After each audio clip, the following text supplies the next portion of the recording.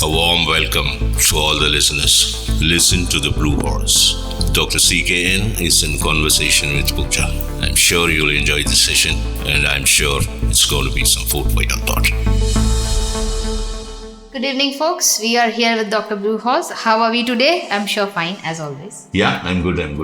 Okay, let's get into some very meaningful topic today. We're talking about, the basic needs of people, food and food coming from agriculture. Can we look at, last session we spoke about microbiome, Dr. Blue Horse.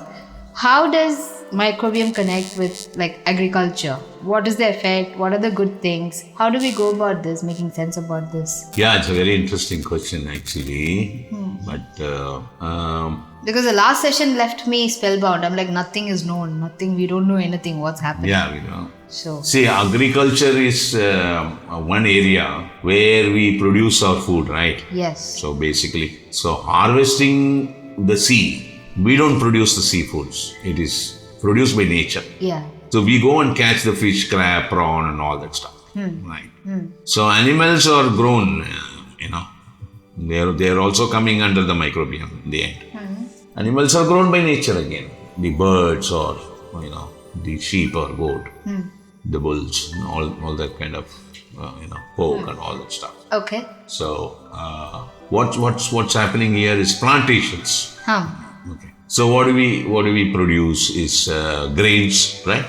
So milk is from dairy. Yeah. And 4 major components are produced around the world in agriculture. They are the most major stuff: rice, wheat, milk, sugar. Okay. They are the 4 major items which we produce around the world by the human species. Rice around 700 to 750 million metric ton. Okay. 500 to 600 million metric ton is your wheat. 350 to 400 million metric ton is milk through dairy. It's a biological product. And 180 to 200 million metric ton, as we discussed, Sugar. All 4 are carbohydrates. Yeah. Because that's the food you need. Yeah. And then vegetables, fruits, Yes. oil seeds, nuts, lentils, pulses.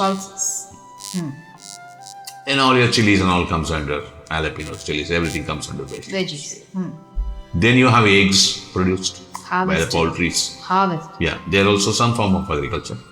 And bird meat, the broiler chickens are produced in millions. Poor things. Then your animals, sheep, goat and bulls and, piggeries and all that kind of thing.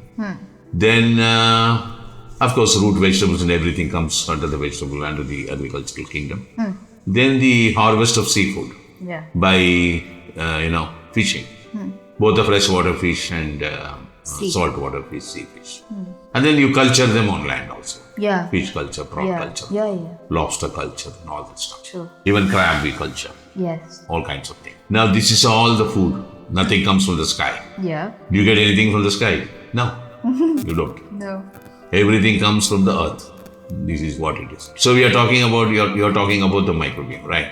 So let's stick to the ground, let's stick to the land, the soil. Yeah. The fertile soil gives you good yield. Yeah. Everybody knows that. Yeah. So the backbone of this fertile soil is the type of microbiomes available in the soil. You got the point? Yes. Say you have number of greens in Tamil Nadu, in South India. Yeah. If you go beyond Madhya Pradesh with these seeds, they don't grow. Yeah. Because they don't have the backup microbiome of the soil. Correct. Say for example, if you want to grow wheat in Tamil Nadu. I thought it was just the water consistency. No. It's basically microbes. Okay. If you want to grow wheat here, you can never grow wheat here. It won't. Was it not because of the temperature and the water and all that? No. This microbe which has Only? to support. That's all? Yeah. Wow. See, previously the ancients were so brilliant. This piece of information will be absolutely, the modern science know about it. The modern scientific community know about it. The ancients, maybe even about 500 years back or 1000 years back, recent past only, all their agricultural equipments used to be in copper. Okay. The plowing blades, the crowbar, everything in copper. You know why? When you handle the soil with copper equipments, it won't disturb the microbiome of the soil. Oh. At the same time, when you handle the soil with iron-based tools, Oh. it affects the microbiome. Then why did we give away? Copper is expensive now. We can still convert. Oh. This is there on the scientific table. So how the ancients were clever. And how careless we are. Yeah. The basic fertile land will always have the right kind of population of microorganisms in the soil because they are the one who provides natural nitrogen sufficient to the plant, Okay. which we are not having it now because constant use of urea. In the soil. Why did we use this urea? Urea gives more nitrogen to the plant.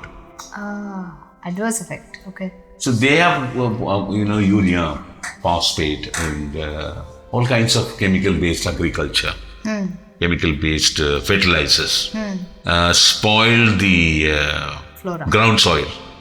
Spoiling the ground soil is nothing other than spoiling the microorganisms of the land. Nearly about 70 to 120 feet from the surface, the soil is contaminated now. That's too deep. Yeah. So much of atrocities that we have done without understanding the microbiome part of the world. Then Even in modern science research, there is a subject called pharmacology and physiology. In pharmacology and physiology, without understanding the human physiology, we have gone far ahead with pharmacology. Okay. Most of the medicines that we consume destroy huge amount of microbiome which is built inside. Right. Yeah. This you understand, right? Yeah. Same thing, the modernized agriculture around the world has destroyed the microbiome of the soil. There's no reversing. What do we do? Yeah, reversing is possible, when? The so-called organic Farming. cultivation or farming is at the moment is not beneficial to us. You understand? Because the soil is not strong enough to give you the correct yield. Yeah. The yield will come. You may say that I'm not using urea, right? You may say that I'm not using pesticides and all that.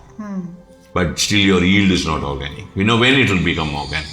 There is nothing that you can destroy in the nature. Okay. Human beings are too tiny to go anywhere near the nature. Like the way you dirtied your bathroom, you have dirtied the soil, that's all. It can reverse it. How you know? Rotation of Saturn planet, it stays in one Rashi house for 2.5 years. 12 Rashi houses, when it comes one full rotation, in 30 years. Okay. You got it? Kind of. The planet Saturn, in astrological science, Sunny Payarchi they say, no? Transit of Saturn. From one house to another house, there are 12 houses. One house to one house, it will stay for 2.5 years. So when it comes to all 12 houses, one rotation, it takes 30 years. Okay. Say suppose you have a few acres land and you stop cultivating it completely. Leave it barren to the skies. The rain and the sunshine for the next 30 years will reverse your land back. But for 30 years, you need to leave it plain. Yeah. How is that possible? The rain and the sunshine. But how can a normal human being, like for example, a farmer who's... No, see, we are not going to talk about the economics here at all. But we are talking about the nature science. We are talking about healing. We are talking, look ma'am, well, I'll tell you. We are talking about the concept. Okay. We are talking about a pattern. Yeah. We are talking about a fact, how to reverse it. Fact, You yes. cannot turn around and say, Feasibility? a farmer, wait a minute, a farmer who's got some land, how can he stay quiet for 30? That's all, it's not a point But here. then how will it in reality happen then? Whether it is going to happen or not, there is a method. Yeah. Okay. Try and understand that. All right. Okay, I'll tell you something. If there is a volcano, active volcano, and if it is going to burst, put ashes. You can throw ashes to kilometers. Yeah. And in the air that comes and settles down, right? Yes. For a big, large span of area. Yeah. So this active volcano was docile for some time, for nearly about 100 years. And there are a lot of human settlement, agriculture around this volcano. And suddenly it becomes active. Then they will start, monitoring it. Yeah. They will know at one point it is going to flare up any time. So they'll caution people. When it bursts, first the lava won't come. There'll be some earthquake and all will be there.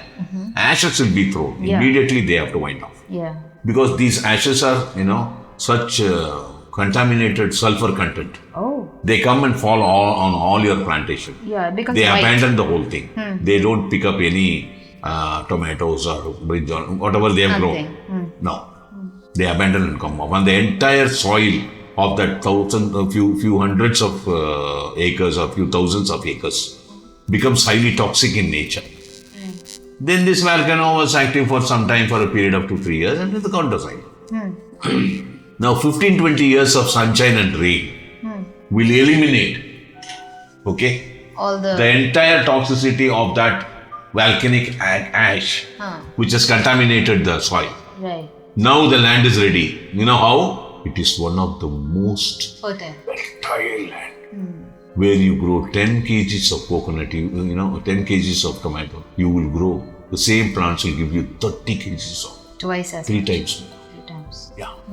They become such healthy soil. You see where the nature plays a role. So 30 years if you can keep the barren land open to the sunshine and rain, it revives the land back. Whether it is going to be possible, applicable to you or not, that is an irrelevant question. To nature. But nature has a cycle. One rotation of Saturn, the sunshine of 30 years and the rain of 30 years, is going to change your land back, and he is going to come back as a fresh piece with absolute apt microorganisms in it. The earth is going to... Whether you're going to practice it or not, that is a different question. Yeah. So if the entire land of the world has to, follow this process of 30 years of keeping quiet, where do we go for food? After we become extinct, on a good note. After you become extinct, whether the microbes are there or not, it should be bothered. Maybe a new form of life happens. That when will happen, Yeah. All the land, what you are seeing now, the North America, South America, Europe, Asia and all that, they are 1/3 of the earth which is on top of the sea. 2/3 of the land is submerged with water. And all this land one day after lakhs of years will be submerged under the sea. The new land will come up. That time your map will be different. Yeah. And again nature will create all creatures including human beings. Is there anything of how many years it happens or how? Do we even know? We won't know, right? Nature will not allow you to read all that. No. We don't know how many lakhs of years it will go on. We will vanish one day. Yeah. We are all 6 feet, 5 feet and 4 feet now. We are all going to be 1 feet, 2 feet and 3 feet after lakhs of years. Then something will happen and we don't know what will happen and we'll all perish.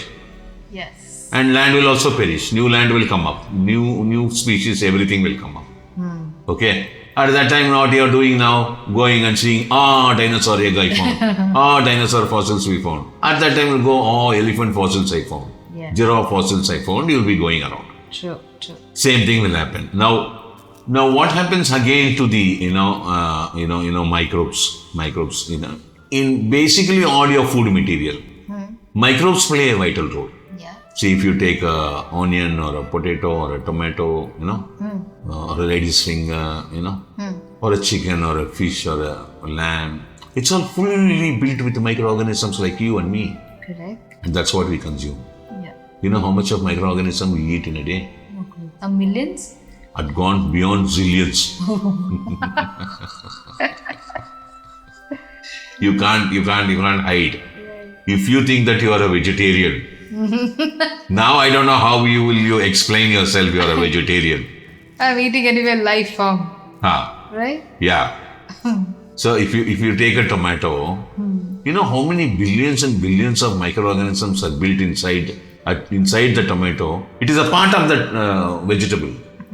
Which is, like human being, like how we are built with microorganisms. Everything is built with microorganisms. Yeah. Say, if you take the tree standing out there, we don't know how many zillion microorganisms are there in every stem, every leaf. Everything is filled up with microorganisms. Without microorganisms, this world does not function. Does the air have? 100% yes. Yeah. See, if you go to bigger hotels, they give you this system of buffet. Yeah. And you pay some amount and you can eat all the food. Whatever you want to eat, unlimited and all that. There, if you go and see that 3-4 types of salads will be there, right? In always a buffet, there will be salads, raw vegetables, cut in beautiful designs and whatnot. And you have also cut fruits. Yes. Say, suppose a big hotel opens up its buffet, lunch buffet at around 12 o'clock or 12:30 in the afternoon. These salads are cut much earlier. But they have to prepare, so many items. Yeah. And They'll be cut by 11 o'clock or 10:30. And it's exposed to atmosphere air. Yes. As long as a cucumber is in full, cucumber skin is an immune, barrier, primary immune barrier for the vegetable. Outside pathogens in the air cannot come in. But once I cut it, it's open, it's exposed to atmosphere. Right? Like all those vegetables I cut as salads. Yeah. So I will caution you today for two reasons. One is because of the pesticide, other is because of the microbes entering inside the cut vegetables and fruits. In a hotel, you must never eat a salad and cut fruits. Ouch. It's not good for you. I don't know how best that you will like it, you will enjoy it. I'm not against anybody's business. Okay. On top of it, you are willing to eat them. Just ask for a lime, squeeze it on top. After 2 minutes, you have it. The acid. Alkali will kill all the microbes. You got it? Okay. Now, how the food is getting spoiled? It's called biodegradability. Because of the growth of the microorganisms. Fast. Yeah. The more it's going to happen, it will give you the stale smell. Yeah. It's spoiled. Right. By the smell of it, you will know it's spoiled. Correct. What happened to all the bakery products? After some time, you can see the growth of fungus on it, the bread, bun and all that. Yeah. It's gone. We protect it by keeping it in the fridge, refrigeration, keeping them cool. And that's not going to help you. That can never be a vital food for you. Okay. It won't. It loses all its nutrients. It's just filling it. Like for example, tomatoes are good for vitamin C, vitamin E and all that stuff. A plant is grown, then it flowers, then it yields tomato, a small tiny stuff, then it grows big. And after a long time, it will become red in color, we pluck it, right? It takes about 45 days for the plant to grow well and flower. Next 45 days, your tomatoes will be ready. 3 months plantation. In this 3 months, the tomato plant or a tomato which is yielded has seen the temperature of your refrigeration. No. Now, when you're going to bring that fellow into that chilled atmosphere, what's going to happen? By exposing that tomato fruit into your fridge. You really are saying there will not be no nutrients left? Within 24 hours, all nutrient will be lost. Oh my God. What you eat is a junk. Some taste for your tongue, something to fill up your stomach. That's all? That's all it. The vegetables that I'm having? Yes. What do you think you are doing? You are doing nonsense. Ouch. You think you're so brilliant by having a refrigeration system at home where you can store all your vegetables? At least 2-3 days, 3-4 days worth, You guys do on a Sunday buy the whole week vegetable and store them. Yeah. Every day one vegetable you take and cook and eat. Yeah, but it's got no nutrients? No. Ouch. What? See, you are not living in a desert, which you have to drive 300 miles away and buy your vegetables and come. It's 50 or 100 meters away from you. So even see, basic onions, basic potatoes which are outside, you can have basics of them. Ginger and all that stuff, yam and all that stuff. Fresh vegetables, greens, chilies and all that stuff, the required whatever you wanted, buy either in the morning early or in the evening and keep it outside on the table, not inside the fridge. Next day you cook and finish it off. But Dr. Bluehouse, I just want to double confirm. It really does not have any nutrient benefit? No. Wow. 24 hours only. It's all gone. Whoa. It will not. Amazing. Okay. And people on top of it think, washing and, keeping my vegetables inside my fridge is very good for me. Never, ever. Okay. Finally, why do you heat your food? To kill the microbes. Right. Cook them on fire is to wipe the microbes. Or if you're going to have your raw salad and it is going to go in, which is, the acidic part of the stomach, will wipe it off. Beyond that, if it can go to the lumen of the intestine, gets absorbed by the portal vein, it is going to go to the liver will destroy it. Okay. Such beautiful system we have. So what do you think? Milk is the most deadliest non-vegetarian material in the world. In any biological material which has the maximum microorganisms, is milk. Is it good for the body? I don't even know. It's always Which one? This milk. Milk we are going to talk about it separately. Yeah, I've heard such conflicting opinions. No, I will tell you about the milk. We shall talk about it another day. Yeah, next conversation. Okay. So, yeah, leave your land alone for 30 years. You get a good land and a new land. Whoever wants to try it, who has the parcel, who has the ability, please do and enjoy the benefits. And I shall start purchasing my vegetables every day. On that note, we're signing off. Have a great week ahead. Thank you.